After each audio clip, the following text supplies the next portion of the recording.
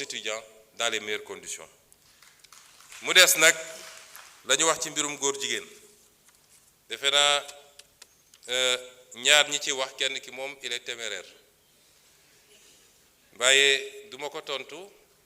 je parle aux Sénégalais démb saisir naa moi-même le président de l'Assemblée nationale pour transmettre ko le projet de loi. C'est le premier projet de loi que je porte moi-même et je l'assume.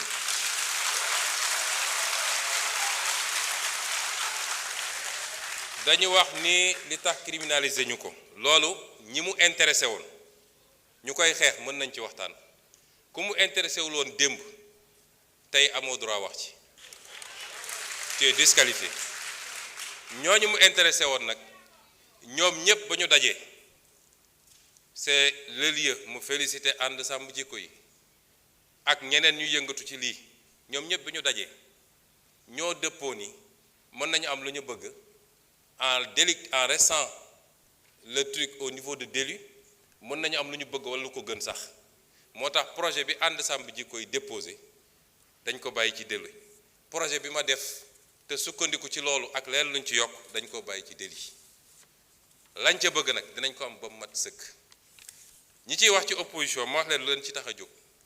bu ñu jógee dañuy dem seeti seen leurs maîtres occidentaux ne leen waxoon nañ leen ñi ñu bon lañu gis ngeen kii nañu ñi ngi réprimer les homosexuels ñun li ñu bañoon def ñoom ñu ngi koy def dañ koy politiquer foofu ci occidentaux yi ak ci lobby yi loolu la ñuy def gëmuñu sax li jëm ci loolu su dee temps bi dina ko permettre ma faram-fàccee la nekk ci loi bi article 319 toute personne qui aura commis un acte contre nature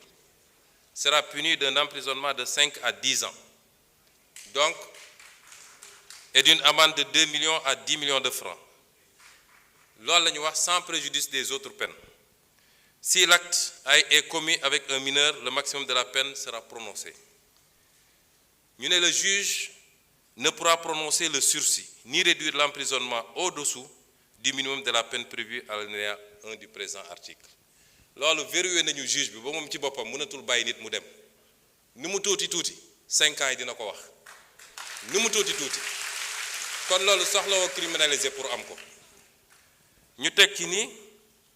tout acte sexuel ou à caractère sexuel entre deux personnes de même sexe constitue un acte contre nature ñu définir ko mësuñu koo définir tout acte sexuel ou à caractère sexuel entre deux personnes de même sexe ou tout acte sexuel à caractère sexuel commis par une personne de l'un ou l'autre sexe sur un cadavre humain ou un animal. Toute personne qui aura fait par l'un des moyens énoncés à l'article 248 l'apologie d'un acte visé à l'alinéa 3 du présent article sera punie d'un emprisonnement de 3 ans à 7 ans et d'une amende de 500 000 à 5 millions. loolu newuloon ci loi bi weesu mooy apologie man bi may nekk député ànd sàmm jikko bi ñëw gis ma dama leen ne loi bi ni ngeen ma ko andilee doyaguma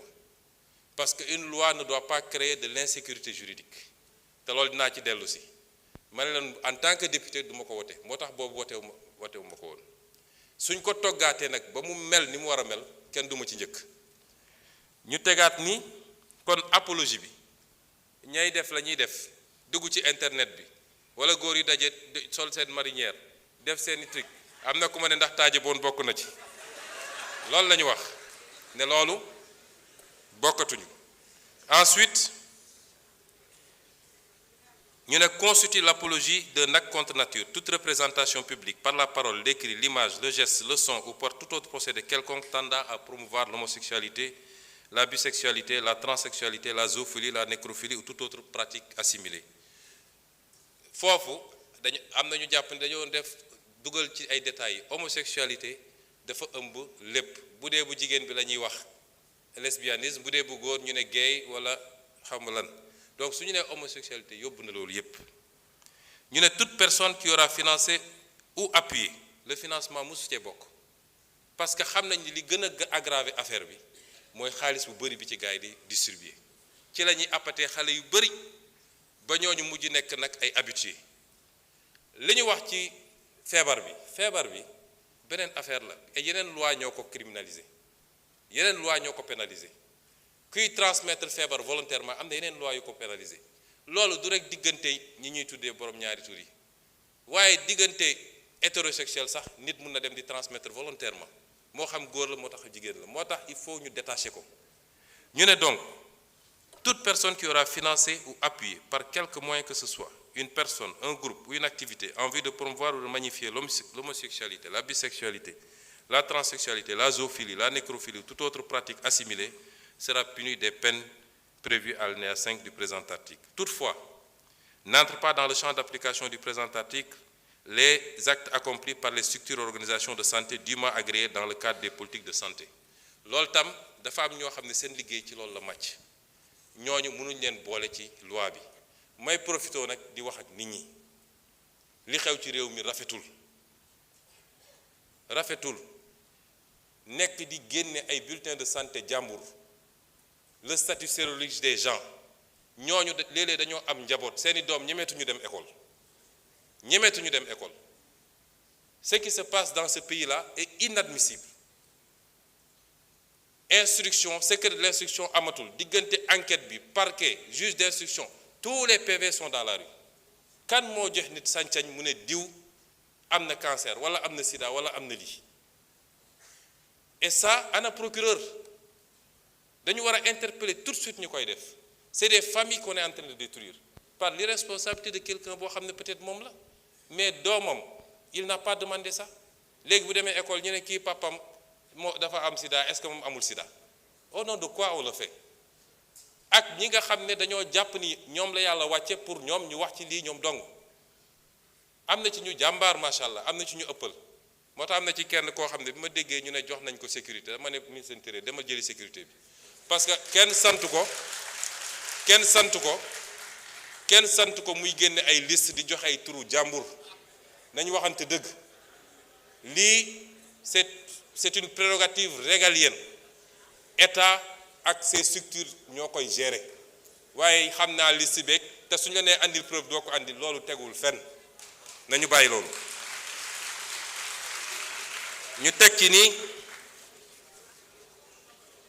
ni les personnes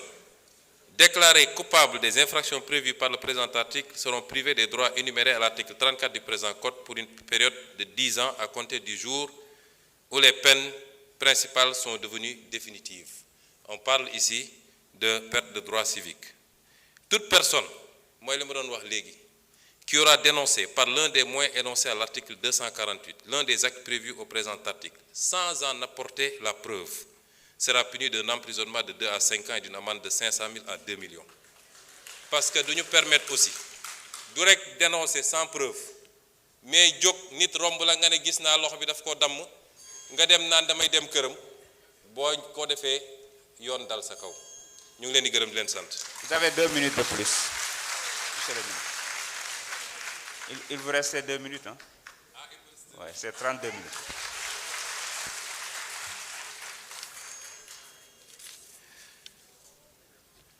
kon lii li ma ci wax léegi rek dafa am loo xam ne nag bu ko ab réew bëggee parce que lii réew mi yépp jàngu bi jullit ñi ba ci bois sacré bi ñépp a ci daje ñépp a ci dëppoo ay at ñu koy wax ay nit ŋànk fi réew mi ne duñ ko def président bi fi jógee dafa mu si taxaw ñu laaj ko ci tubaab bi mu ne c'est un fait de société ci laa ne woon c'est pas un fait de société parce que boo ko delloo ci société bi régleel ko boppam mooy ku nekk jóg ne maa ngi koy faji la société c'est l'État avant tout donc État bi moo war a jël responsabilité te bañ cee ragal nag te loolu ma ciy lancer un appel aux Sénégalais bañ koy présenter keroog ci benn bërëb dafa am kenn ci kilifa yu ñuy liggéeyal ne le moment n'est pas bon ndax lii ñoom seen lobby yi dañu am doole ak fi ñu toll nii mun nañu dem ci FMI ci fii dégg nga maam def seen lobbying affaire yi ma ne quoi ana yàlla ana peuple sénégalais waaye nag peuple boobu laay waxal ku ñaan am ay dirigeants yu souverain ñeme li ñuy def jiital seen réew da ngay ni def bloc derrière ces dirigeants là parce que fu la àdduna yépp songe wala ñu joxoñ la sa réew bu takkoo sa gannaaw rek dara mënul am lu dul ndam rek kon ñu ngi leen di gërëm di leen sant. Merci beaucoup. La parole est à notre collègue Fatma Mbodj. Fodé Mané se prépare.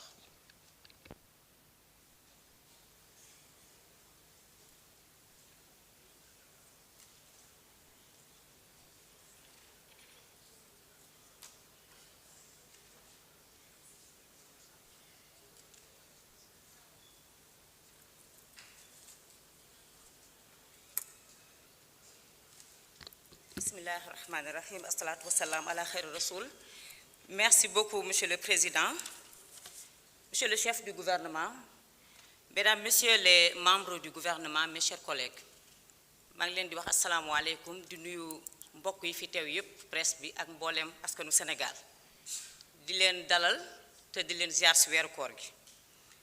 Monsieur le Premier ministre,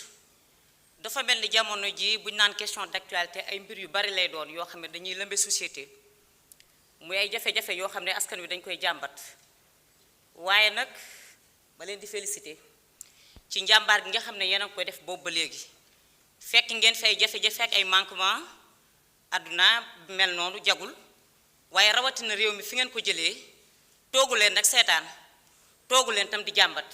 yéen ki def seen kéem kattan moo tax askan wi ñu ngi leen di soutenir nañ leen souteniroon démb ak barki démb incha allah te ñaan yàlla ngeen am ndam ci li nga xamante ne nii mooy seen mébét ci Sénégal. mu mel ni jamono yi bokk na ci lii lëmbe société bi njàng mi ak njàngale bi kuréel gi nga xam ne ñoom ñoo ŋànk ñi jàngale bari ay jàmbat yoo xam ne ñu ngi koy jàmbat jëmale ko ci gouvernement bi bokk na ci loolu ñuy jàmbat li ñuy wax ñoom la surimposition des rappels de salaire te loolu nekk loo xam ne dafa mel ni dafa lëñt seen xel ndax daal jàpp nañ ne dañ leen pénaliser ñaari yoon ndax versement yi dinañ ko yéex a jot waaye mu mel ni nee nañ buñ ko jotee impôt biñ ciy teg bari na maanaam alal jiñ ciy jot liñ leen ci dagg bari na lool ba tax na bokk na ci seeni njàmbat waaye monsieur le premier ministre ba tey kuréel gi ëmb jàngalekat yi tam ñu ngi wax di souligner li nga xam ne mooy les lenteurs administratives muy le retard des classements des reclassements waaye ci kaw loolu tam gis nañ nag ay jéego yu am solo nag def ngeen ko ci ma lim ci rek la signature des décrets relatifs au statut de décisionnaire waaye nag taxaw seetlu am na solo ci loolu ndax la pension de retraite war nañ ci gën a waxtaanaat ndax buñ ca tolluwaatee yaakaar naa dana laajtewaat ab taxaw seetlu wala pencoo monsieur le premier ministre ñoom tam ñu wax la question l'option sax la ndax option la le départ à la retraite à 65 ans